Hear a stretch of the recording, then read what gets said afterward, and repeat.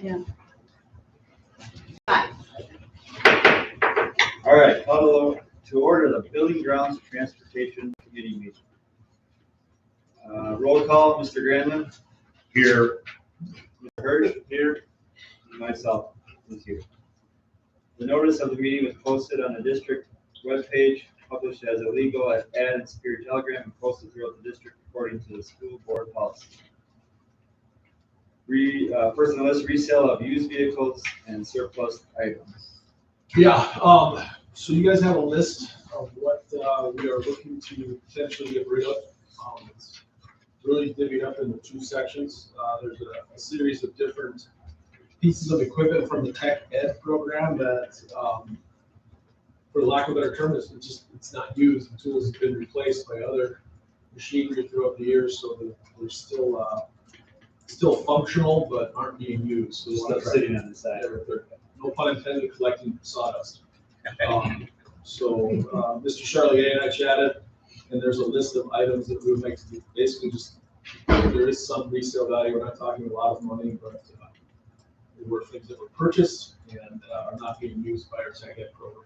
So anything from sanders to joiners to everything else in between there, jigsaws, a lot of hand tools mostly, but we'd be looking to part ways with those because they're not doing us any good in the program. And then the bigger ticket items that we got to kind of talk about is our bus fleet, our transportation department. I have Art Amos with me here, our transportation director. We're going to kind of talk through a couple of different things. We have a series of buses here that are listed. A cargo van. Those that are on the board, we replaced that cargo van, I believe, officially back in October, I want to say, roughly. So we're kind of waiting to get through the winter and get rid of the old cargo van that delivers food and was kind of our daily hauler. We got rid of that at certain stuff for us. And then we have a series of buses that we want to get rid of. And they're listed there for you too. These are buses that Mr. Amos talked through a little bit. I think some of these we did use, but we're no longer able to pass inspection through the state patrol, and we hung on to a couple of County Parks buses as well. And as we're retiring our older fleet, the buses are no longer really used for us anymore. So they're listed here. There's a total of, I guess, 8 vehicles, a van, a handicap accessible bus, and then 6 route buses is what we call them, of various ages. Most of them are 2006, a couple of 2009s. And our recommendation is to try to use Wisconsin Surplus Auction, or online auction, I should say. It is an online auction house that we believe will give us a greater footprint. In the past, history talking with when we've done this before, typically we'd create a list, we post it across the district, right, Peg? Yes, Post offices, community centers, wherever we could, saying this stuff is up for sale, which is great. But I look at my job is to try to get the most revenue for these as we can, and opening that up to an online auction gives us a lot bigger footprint, along with meeting our requirements that our local taxpayers would have every opportunity to bid on items should they see fit if they're interested. So we would like to use them. The best case scenario, I'll talk through a little bit here, is that there's no cost to the district to post here. Those who are familiar with it, most districts use this medium to post surplus items, and municipalities as well are probably the two top users, for lack of a better term. So I don't know, Mr. Amos, you want to kind of give you a little update on the bus fleet, and we'll kind of talk through the next item. Yeah, like I said, this group here has got to go. The nice part about the online tool is that there is no cost to us when we sell it. The buyer pays the fees. So really, this is a no risk for our school district. In the past, buses have done well. I mean, I don't want to give us a number and their hopes up too high, but I do believe we're going to do better. Because they might suffice for individual, but not school. Some of the buses, the parts are valuable, from the engines, the transmission. Some of our buses that are there. Mark Mignot is the one that'll set it up for us. He'll take pictures. You have a lot of things that need to be done for them to be set up, but most of them are going to be as is. But we feel like this is the best way to go with this. It expands that footprint, and like I said, if there is an offer on a bus that we don't necessarily like, we're not required to accept. And I guess that is the no risk kind of no brainer. So I think you can remove this. We can set a minimum bid. We've talked to their bid folks. They would typically say they'd start the auction at a lot lower rate just to try to get the bid going. But their general process and our trying to hit too is that minimum bids aren't necessarily needed from the aspect of if somebody wants to give us $50 for a bus, we don't have to accept it. Obviously, under experiment, until we have a reserve in the bid. That I need some guidance from the committee on as to what we may or may not do. I think our last lot of buses that we sold like this were sold locally for around $1,500 to $2,000. We believe they're worth more than that, which is why we want to kind of expand the footprint here and see if we can get a little more traffic. It's typically a 2-week, once they go, it's a 2-week auction. So if we're ready by July 1st, it's just 2 weeks, that's it. So we would know by then. Is there a way where the local people that may be in it, not the other way, would be aware of this? So what we would like to do is, with the consensus of the committee here, is we would post this, work with our folks from Wisconsin Surplus, but we also put it on our website. Obviously, we're advertising it, or will advertise it here at this board meeting, that this is the route that we want to take with the district, which is new. It's different than the past, but it just gives us a lot bigger audience to potentially see these items. Really no risk or no cost. Wisconsin Surplus will handle all of the transactional pieces, so basically we would end up with a check at the end. They would work with the buyers to figure out pickup and have some deadlines around that, so we don't have buses that are sold sitting on a lot for an undetermined amount. So it's a popular tool that has really been used maybe more frequently over the last 5 years in schools than maybe it was in the past. But we've looked at it, and to be honest with you, I can't see a real big drawback of not using this medium to try to get the word out. I have a couple of questions. First of all, so there's 6 buses listed here. Yep. Of those 6, were there any that we didn't have plans with? I mean, for a while we've been hearing about this phase out plan on certain buses. And is this consistent with what we were expecting? Well, I'll tell you the Plans, I truth, guess. what we were surprised with, that all our buses passed the inspection. Sometimes it's easier when a bus doesn't pass an inspection and it forces us to get rid of the bus. Like bus 41 and bus 9, both passed inspection. But what we're running into here now, we eliminated a route. Okay, so we were really top heavy right now on spare buses. We're still going to have 6 spare buses for 15 regular use, and that's even a high amount for some buses for per regular route. And the thing is that every one of the buses that are even sitting here, even if they don't put any miles on, they still cost us money because they still get cycled through the maintenance program. So like, you take here bus number 41, that was actually our recovery bus is what we call it. That was dedicated solely for if we were stuck. Just that heavy duty tires and studs on them. And we could put 110 miles on this year because they had to recover one bus. Yes, what's the plan? Yeah. So did I hear you right? 2 out of the 6 passed inspection? Yes, number 9 and number 41. So now it gets the mileage on it, because that's how it's tagged here. So, Okay. It doesn't matter which one it is. So does that mean that those buses would be at fair value? Yes, they are still up there. it'd still be feasible for another district to use potentially as a school bus. I don't know if that'll be the case, but that'll come out in enforcement. So like 41 was, number 43 was being kept as spare parts for 41. So this is what, and number 8 was being kept for parts for number 9. So now if we get rid of those 2 buses, we don't need the other ones for parts. So to me, that's important because getting rid of this bus doesn't mean that we have to replace it with a new one. No, That's important to know. We are very heavy on our spare fleet. Yeah. And our spare fleet is old and we need to repair it now. It's, like I said, as I indicated, that was the biggest thing for me is that even if we sold every one of these, we still have 6 spares, 15 routes. Six, which is a good thing. Yeah, I mean, average probably 3-to-1 ratio, that's closer to 2-to-1. Yeah. 3-to-1. So the buses and the tech equipment will all be in Wisconsin surplus. Yes, yeah. And we look, actually, I just did skim in late too here today. We're looking to get rid of some risers that we used to use at the elementary school.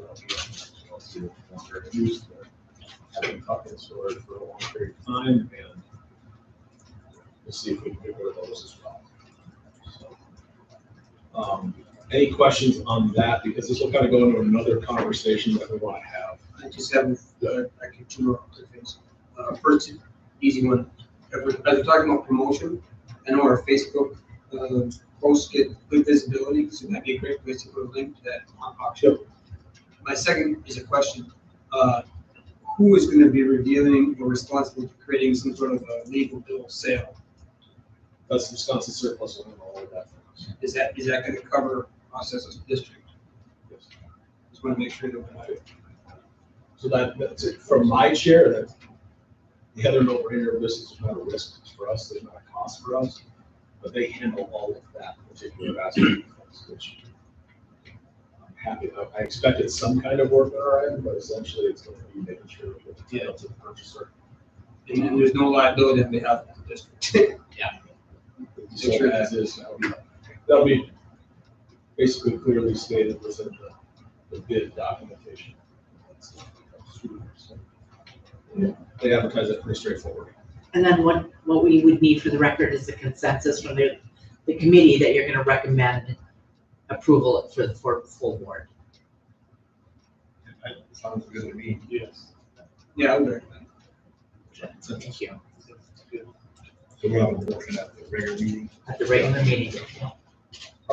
Is that motion already drafted? Nope. No, the chairperson will report on the meeting and he'll say it's consensus of the committee to approve when he's during his report. So, likewise. So the next topic of conversation we want to have in this vein is our trip buses. For those of you who are aware, our trip buses are our white buses. They're exactly what that is used for. They are for trips for our extracurricular activities.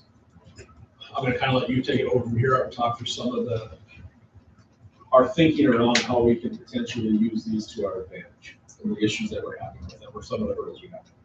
One of the things with the white buses is that we're stuck. All those trip buses are good for is trips. They have no value to us on routes. We can't drive them on a route. We can't do anything. So all they can do is for trips. Now this past year we had football and track that always need 2 buses. Track we had 107 kids. We never take our trip buses on a trip. Okay.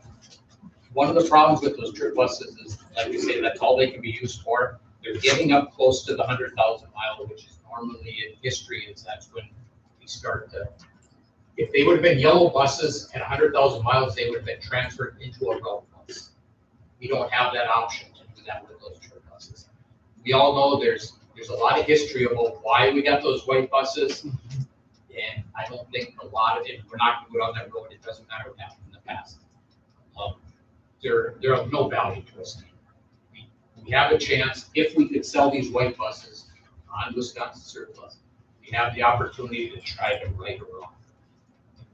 What we would like to do is replace it with 2 yellow buses that would be 77 passenger. I don't expect the football team to put 77 kids on that bus. That's not the point. But the problem, the nice thing is that we could use them in a pinch as a road bus if we had to, where we can't do that with our white buses. So that's what we're looking for. We're looking to replace those 2 white buses with 2 yellow ones, which then would be gas. which is the other problem. We have with propane. Every time we send a bus, past Eau Claire or whatever, we're searching for a place to fill those propane buses. And, Around the capacity to carry enough propane. I was in the cross when the bus was there, the game was done, they were standing outside, but they couldn't find where the propane was, and it was over Quick Trips being up. we this year, we've gone as far as I think 50 miles one way to find a place to fuel. So once we dropped off at the event to go find a place, it never happened. They promised us that there's going to be a lot of fueling stations when this all came about. Propane is fantastic for us here at home because we have the capability of filling. It's not a good idea for, we would like to go to gasoline engines, so that we could fuel them. That would always be a problem if fuels are. So like I said, to recap, in a perfect world, and this is just, they're getting close to that 100,000 mile barrier. And we are starting with small things that go wrong with them as everything happens with our buses. The reality is that it's a lot easier for us if the bus breaks down on Lakeside at 4:30 in the afternoon to figure out a plan than it is if it's 10:30 on a Friday night in the middle of winter and they're in Bloom.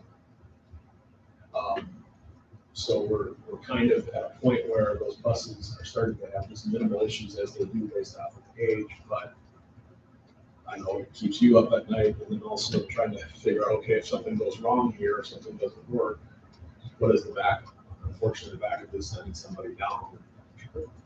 I work with parents to see if we can get kids back, and it takes time. So this is one where we think there's some value in these buses for the right person. We've had some conversations about, could we trade them in? What's the value on a trade-in or something along those lines? The short answer is, or you can chime in if you want to, they are not interested in those buses for trade because they're new school buses, and there's a very limited pool of people that are looking for that type of bus. I mean, it's not a school district, let's go with that one. Most school districts are looking to purchase school buses that can be dual purpose, can be both a trip bus and a route bus. And that, with these sales, hopefully, if it goes well, we might have some capital. I'm looking at more or less doing is leasing some buses so we can kind of space out a little bit of the payment aspect of things. I've done some initial thought process and work on that. It's an option that a lot of districts are going to. You know, all the work on this warranty, we are licensed for warranty work here in house, which is great. Obviously, we're not paying for parts, but we're also getting some revenue coming on the labor side. So there's some definite advantages there. Talking with Art, talking with kind of researching what's been out there. I think the number, which is probably important, is we wouldn't really accept any less than $25,000 in terms of that. So this one, there's a lot to process, but to kind of summarize, these buses are getting up in mileage. And in a perfect world, we repurpose them as a route bus. We don't have that option. So the reality is that if we don't get any kind of feasible offer, we'll continue to use those buses and consider their plans. But I guess we're looking for the consensus of the committee to add those two buses to the bid sheet here to see if they're worth something to somebody, and that in turn will help us kind of turn over the fleet into something that's more usable for us to really buy. And kind of what we'd be thinking is there would be a transition if we were to sell this. The buses aren't going to show up tomorrow. There would be some time frame there. We would probably have to use. We have a plan to kind of get through that. We would do this with all of ourselves. Most likely, we'll see the bus by until December. With us. So Some of those 6 extra buses would serve as route bus to route trip buses. We would probably use we just had 2 brand new ones last summer. We would turn those into trip buses. All we have to do is put a trailer hitch on them. And like football, that's all we need to do is to pull a trailer. It makes more sense for us economically too, is just to be able to have more capacity than what we have right now. Even, I can tell you right now, even the white ones that hold 44, I get all the time, they're not gonna move on. kids will sit on the floor and, for some reason, it's 44 passenger. They don't like to put 44 in the bus. So I was hoping that, even with the yellow ones, if we could put 50 or 55 comfortably in a 77 passenger bus, we can jam our numbers. The other potential advantage, and this isn't something that is for sure, but it's a conversation that we've had, is that when we run two buses to a venue, and it's just two sports now where that we do that with, it's football and it's track based off of the numbers. And football includes the cheerleaders as well. What we found, we've tracked it this year probably better than ever, what our return riders are. So most of them, we found that there's a potential savings of, we'd send two buses down, obviously the drop off, and then potentially we'd send one bus back because our ridership on those buses are single digits to low teens at most coming back. So very easily we could fit most everybody on one bus and have plenty of room to spare. Now that, again, would be something we'd have to tease out a little bit more and think about, but it's another potential efficiency savings. I mean, right now we want to keep two buses down. Something may go haywire, which has happened. So this is one of those out of the box ideas that we're trying to say, okay, how is the fleet now? Is it meeting the needs that we have as a district? We believe that right now our fleet doesn't meet the needs to the best of our ability, and this might give us a lot more flexibility options to fill a different role for us. Obviously, we still need to transport our students en routes. We still need to transport our students to activities. Hence the conversation here, questions that you guys have. I don't think we got to give you the pros of the situation, some of the cons situations. Couple questions. How many years have these yellow buses, the white buses been in service? In 2018, 2018, so they've been 6 years. 6 years. And roughly how many, what are we averaging miles per year? Well, I can tell you right now. It's got 100,000 miles over 6 years, is that right? Well, they're, Upper 80s. yeah, the one has 89,000, one has 83,000 right now. So we put about 15,000 on this past year, but that also didn't include, like I said, track never used the white buses. And I could be mistaken on that. They may have used one, the last one, when they went to sections, because they were down to the team short. So I'll take that back. They used it once. Otherwise, it was always two yellow buses. And that's just for capacity purposes. And those buses are a fair amount more purchase price too. I can't speak to that. I don't know what they paid. I'm sure that I would guess, I obviously. I would say they're pretty close to the same, because they might have bucket seats in them, but they don't have the lights and all that, the bus stuff. And the buses running last year was 103, now it's up to like 109, 111. No, closer to 130. 130? It was 130 for a gas engine, it's 140 for a propane. It went up 40 grand in 2 years. We paid pretty close to 130 for those buses.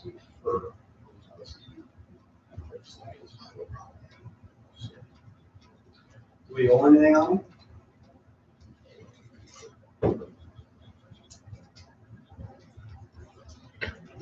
Of course, a level of comfort. If there's a rack on top of it, gears. So, but yeah, that's what my next. Like, is the athletic programs gonna, is part of this, like, We've had some conversation with Mr. Smith, our AD, and that did come up, and that's something that we believe is a simple option for us. Going back to before we had the white buses, we had trip buses that had both the storage underneath and then the storage in the cab itself. The railing system is what I'll call it, where you can throw a backpack up there, stuff like that. Our general thought process is to get the railing system as part of that bus, but maybe not the under cab storage. The reality is that a lot of that stuff rusts or accelerates the rusting, and we don't know how often it's being used.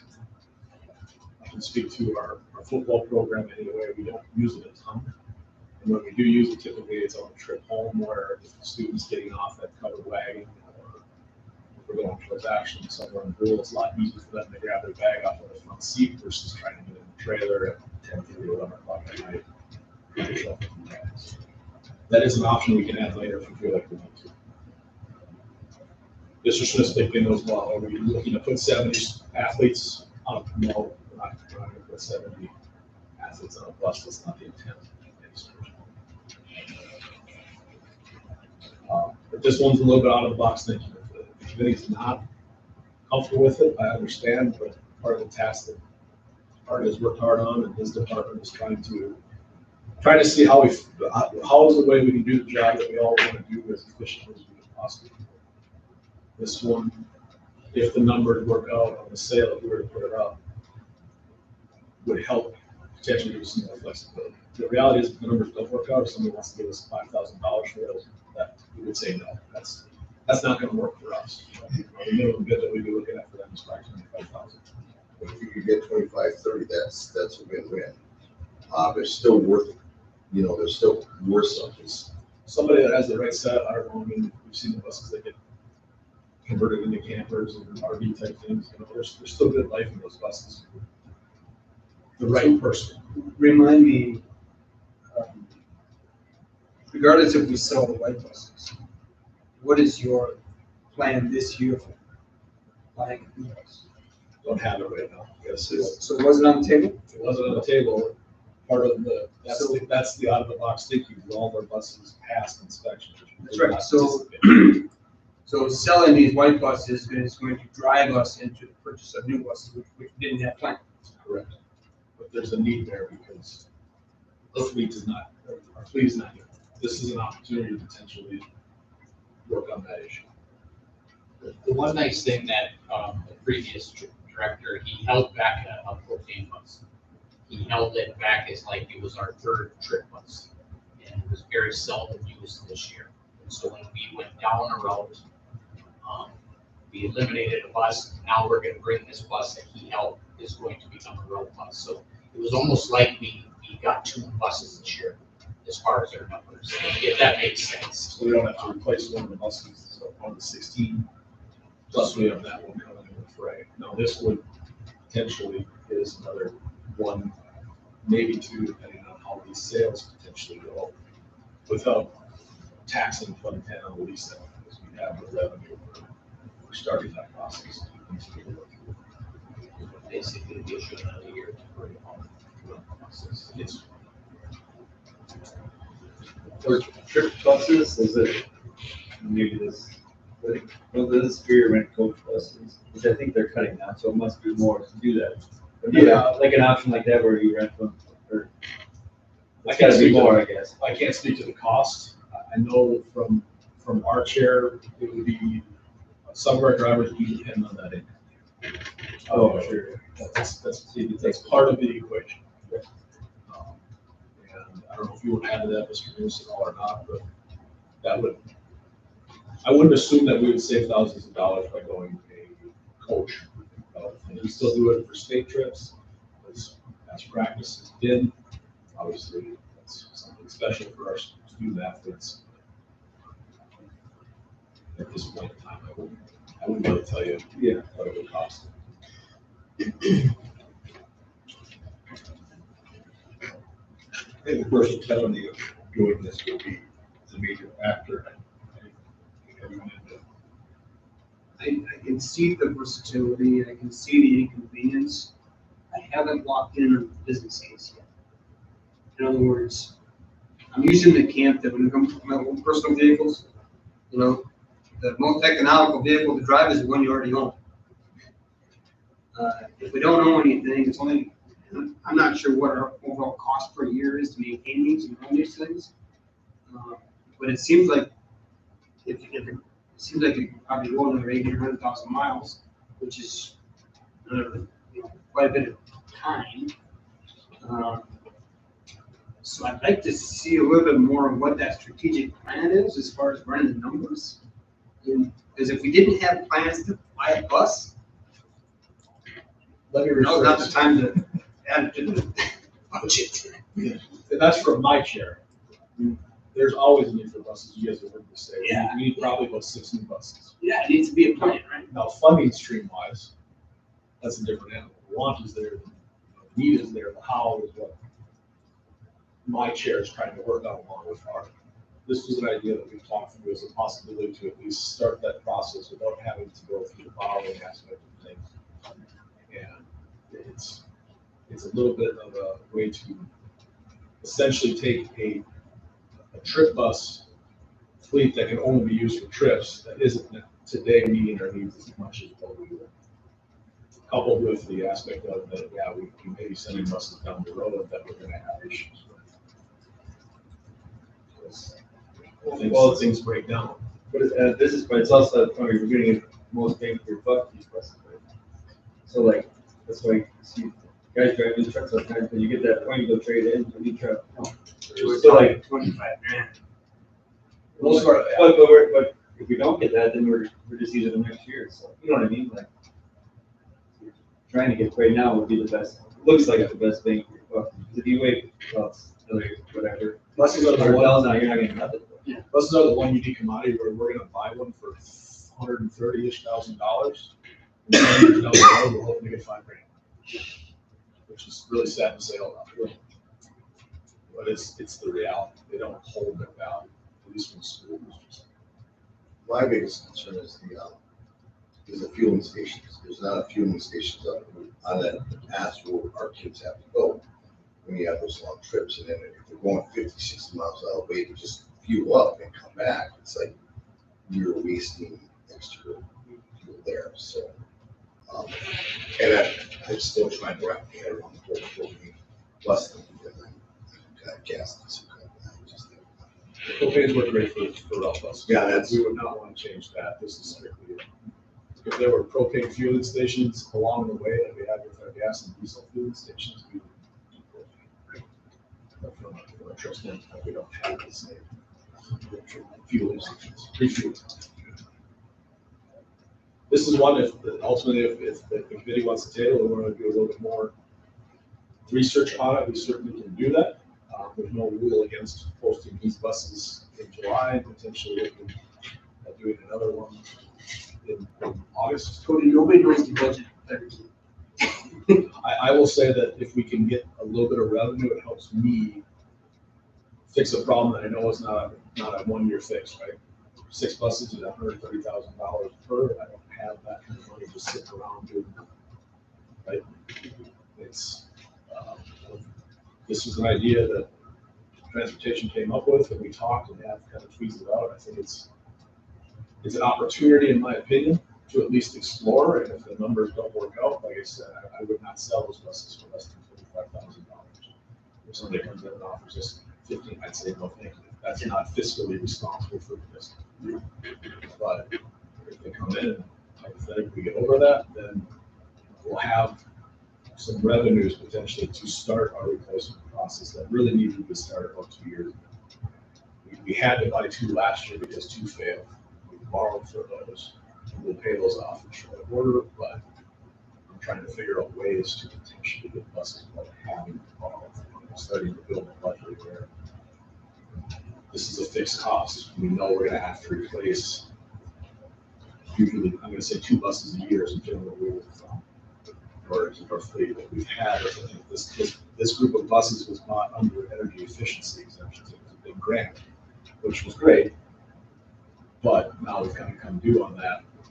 And we will continue to chase grants. We have continued to chase grants. If we can get them, that's just icing on the cake. But I don't want to go 6 years, we buy 6 buses, and then 14 years, we have to figure out what to do, right? That's tough from just a fleet maintenance standpoint. Because the longer a bus runs for us, the more expensive it is to maintain. Just to be. One more question. So regarding the color, if I understand correctly, if some individual buys a yellow bus, they're not allowed to use it as a yellow bus for some reason. Is that a true statement? So school districts could purchase the ones that are still. I'm sorry, an individual, Oh, yes, they would. but it's a white bus. That's a white bus, not 2 years ago. See, the white buses can go anywhere in the whole United States. Yeah. Our yellow ones are just, approved to be used in Wisconsin. So that's why they said they think Wisconsin surplus things with the white buses, they'll open up a market US wide, not just in Wisconsin. This one we knew was gonna require some conversation. The why behind it is just trying to take the resources that we currently have and see if there's a more efficient way to do it. Again, I'm not one to die on this hill. If we need to bring more information, we can certainly do that. I have no problem with that whatsoever. So if all these sold and the white buses, this summer, you'd order 2 buses? I can't say, yeah, I've got to do that. That's what, it's tough for me to say because I don't know what kind of revenues we have. We'd have to, you know, if we're gonna put the 2 white buses up and they actually sold, I guarantee you we're gonna have to get at least one. Yeah. Make sure that the fleet is still there. To keep up. It's not like you need it because you're already got spares, right? Yeah. But what you're trying to do is keep your fleet. Yeah, we want It's to a use our long-term spares, no pun intended, sparing. Don't want to use them as a consistent driver because that's not what we're built to do. They're still safe to go down the road, but they're older buses, have high mileage. And we want to use those when we have to use those, not because there's not a daily vehicle. So if all these sold and the white buses, and we had to get through next year trips and regular school, we could do it with our fleet. We believe, yeah. So, Because like Art said, we kind of picked up 2 buses indirectly. One of them was one of the trip bus number 3, if you want to call it that was used sparingly. And then the second bus was going down a route. We no longer have to replace that bus. Addition by subtraction, if you want to look at that. I guess to wrap up on this, if you're looking for consensus, I challenged you, and I'll put my trust in discernment that you've got this figured out from a business case standpoint, so I'd support it. That's what you guys want. yeah, I agree. We'll look to add those, obviously, bring it to the board and see where they're at. I anticipate some conversations there too. Let's move forward from there. And like I said, the bottom line, if maybe the numbers don't work out, we won't cross that path. This is one of those things that works out. But hey, think about it, if you sold those 6 buses, each at say $7,000, that's 42,000. If you got 30 for each of the white buses, that's 100,000 for the 8 buses. That pretty much takes care I of it. would gladly accept that. One quick question, did you say they're on the online option for 10 days or 2 weeks. 2 weeks? Okay, it's not a lot enough time. That's their window. That's their window. So what they've said is that they try to, open it up long enough for people to look at, but also you'll want to go on for an indefinite amount of time. Because I'm sure they know what's. it's their window. Did we miss number 4? You did, yeah. So, okay, so we're done with that? The Yep. trip buses, okay, so update on Midland fueling stations. Well, so far, we're doing really well up there now. The transition has been real smooth. I'm not gonna say real smooth, we had a lot of hiccups when it first started, but we're working through those.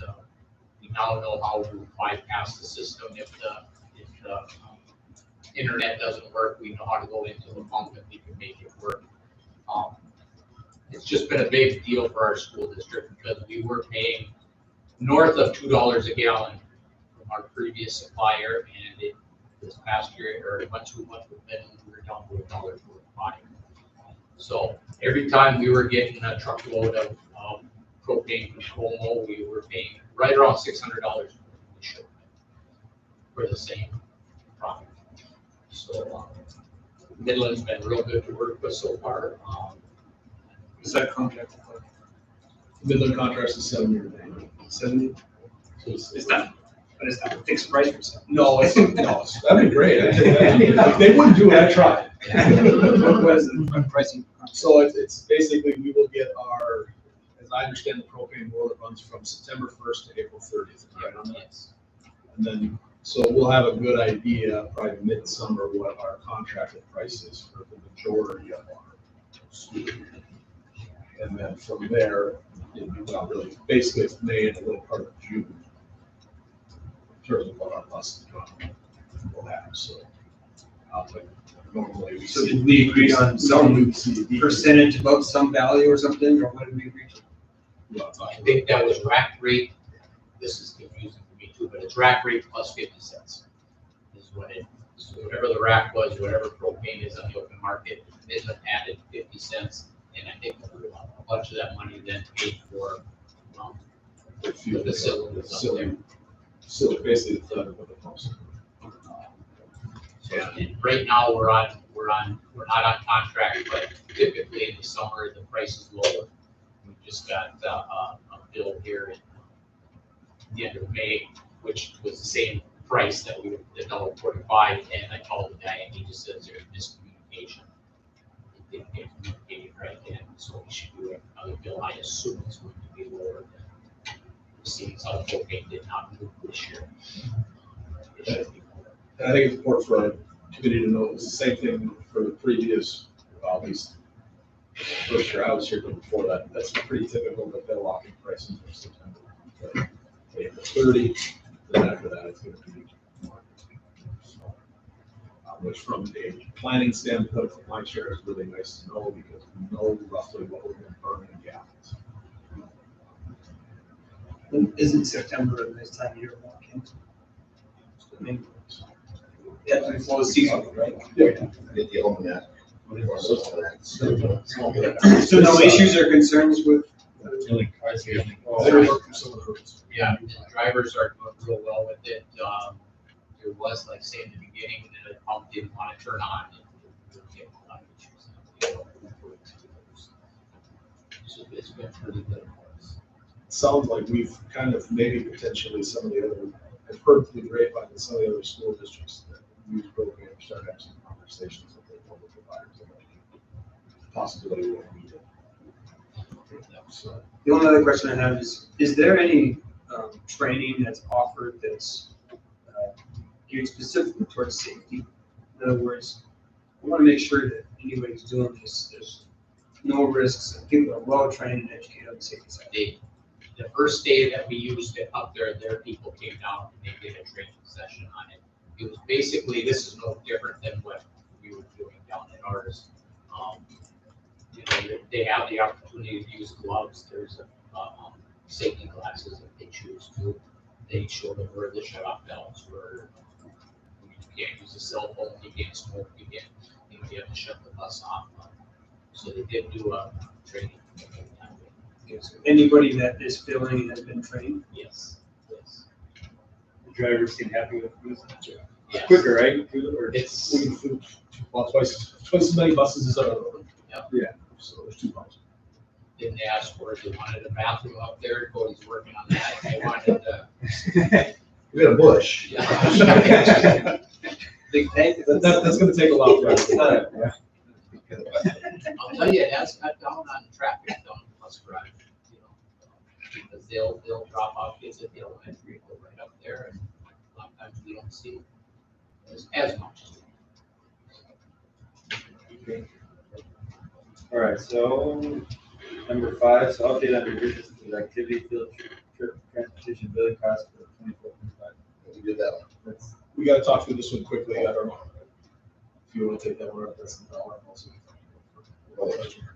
Oh, yeah, that's the other, we were having a little bit of a hard time, or at least I did when I came into this, it was more me thinking about it. What we were charging when Stacy down at the bus garage, somebody calls and they need a quote for using a school bus on a trip, or using a car, whatever it This is. could be like a field trip request, somebody going to The zoo. the zoo or the aquarium or where, I don't know, our students, our students. Second grade class is going on. So what it was is and this is previous to both of us, they were charging $1.66 a mile for a school bus, plus bus driver wages Wages fringe and. and retirement costs in there. So this is what it was costing. So what I was having a hard time with is we were really charging the school district of Maple to make money. We were charging our own people to make money for the school district of Maple. And I thought it'd be nice if we could kind of maybe adjust those prices. We can't lose money sending a trip. you can't lose. So $1.66 came about one year when they took the whole transportation budget, they divided by how many miles we drove, and they came up with $1.66. That was the easy way to do it. My feeling is, and like I said, I never did like this, is when you said somebody to the zoo, what it costs, but the parents had to fundraise to send this bus wherever they were. So I would like to propose that as far as the school bus part of it, that maybe we drop that down to $1. It's costing us 78 cents a mile to drive for our buses. That's what it is, 78 cents a mile, and that includes maintenance, fuel, anything else you want to throw in there. Basic wear and tear. Yeah. The other $1, you know, the other 22 cents would kind of reflect some of our other ancillary costs, insurance costs, things of that nature. So it was getting to a point where, you know, you'd ask about coach buses. It was getting to a point where it was getting pretty close to more expensive to run our buses with our students than it was to bring in an outside teacher, which is a tough argument for me to make. Right. To do that. So that number, Mark Munoz have really looked at hard. We've had a lot of conversations with. We believe that number is fair on both sides. It's a number that won't put the transportation department behind the 8 ball because we're running routes that cost us again, that we don't necessarily have. But also we're trying to find that balance for our students that we're trip day to trip. It's something from my chair, a number of teachers have come to me and said, you know, we used to go on this field trip for half of this, not quite, but substantially less. What's changed? Now, some of the stuff has gotten more expensive, the emissions fees and stuff like that, for transportation. I know it's been a concern for a few years with PTO, PTA, because they're basically a lot of fundraising to pay for the trips. So, Help me understand, what trips would the district fund versus Mostly it's asking, you know, some of the people that are going from? mostly it's field trips. But then you'll get like, Mr. Darren Nighthouse just had to get a quote to take the vehicle to, I'm not sure what he wrote down to. Madison, one of our vans, so it applies to our van. So the same rate as bus versus van? Well, that was the second part of this. With our school vehicles, we were charging 75 cents. And I would like to see that maybe we go closer to what the federal rate, which right now is 67 cents. So you basically get 67 cents to use one of our vehicles, and I would like to see it if you use your own vehicle, you were still gonna get the 67 cents. Well, that's what he's saying, that's what he is here.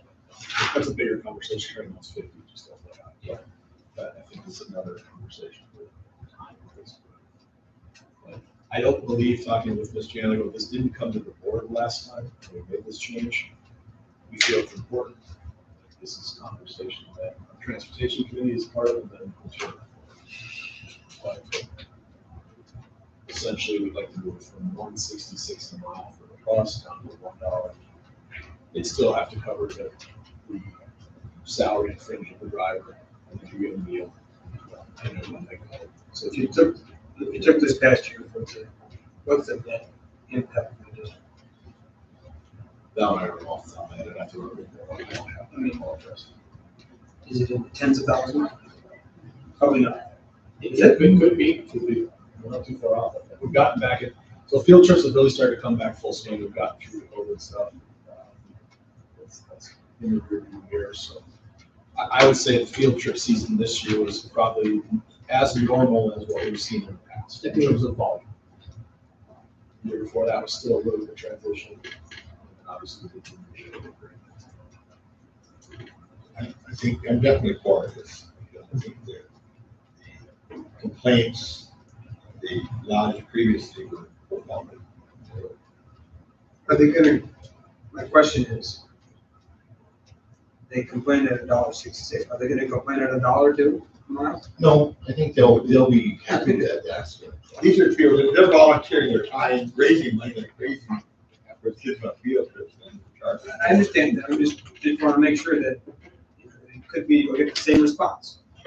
No, and that one I can at least say, hey, you know, we've really worked it, and this is something that is logistically feasible, not only transportation part I wouldn't, can I guarantee it? No, but I wouldn't anticipate an issue. I guess if that's the case, then we can go back and reassess. Well, let's just show them you're trying. Yeah, we're listening to some of the concerns that are out there and trying to find an answer.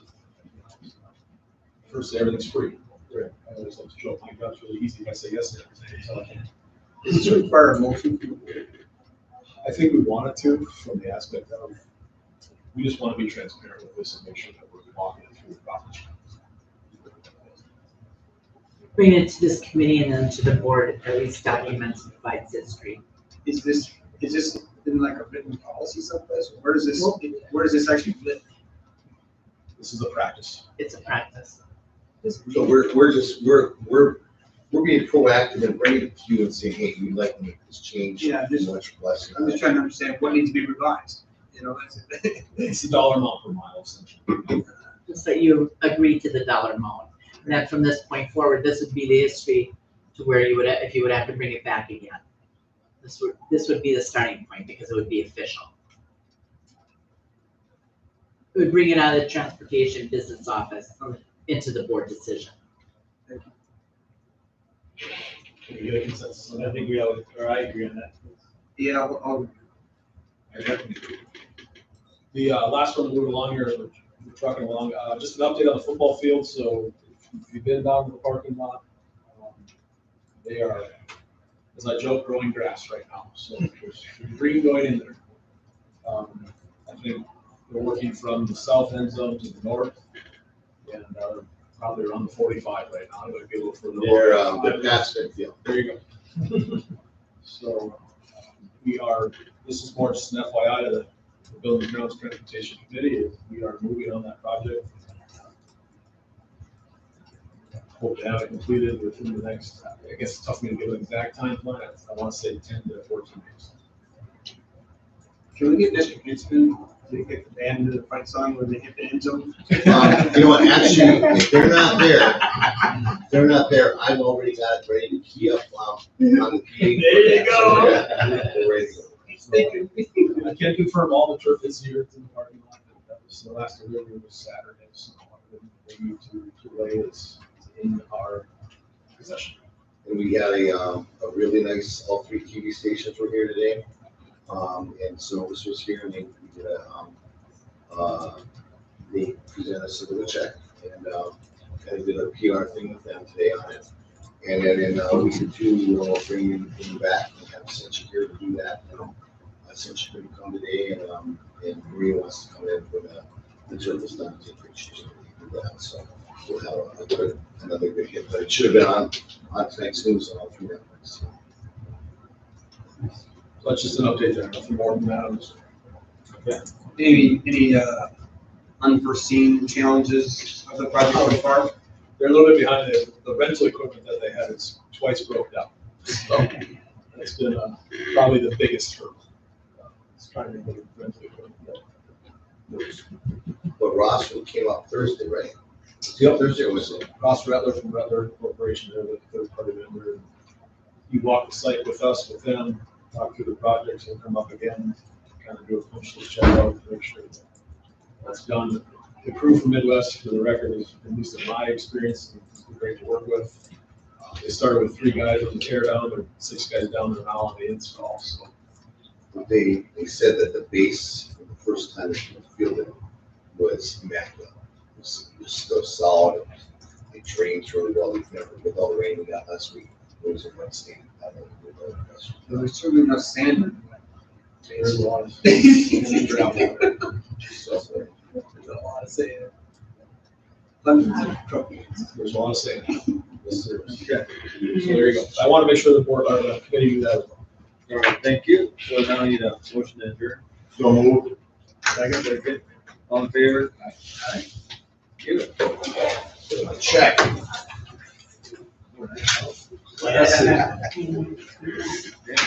Go cash that bad boy. Hey, the big, yeah, we went out. You'll sign it. I want this in one. My kid has myself, my work cell. No,